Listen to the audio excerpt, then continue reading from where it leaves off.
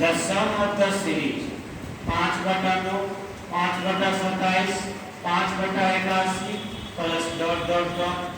ये infinite geometric series है जिसका पहला टर्म है 5/9, कॉमन रेशियो है 5/27 में डिवाइड करेंगे 5/9 से, यानी गुना करेंगे 9/5 से, ये कैंसिल, ये 9 तिहाई 27।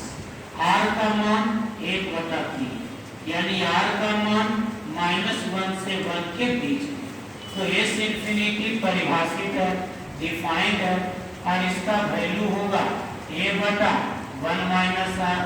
ये हो गया 5/9 अपॉन 1 - r हो गया 1/3, यानी 5/9 ये है 2/3, तो इंटू में 3/2, 3 तिहाई को 5/6, आंसर होगा 1।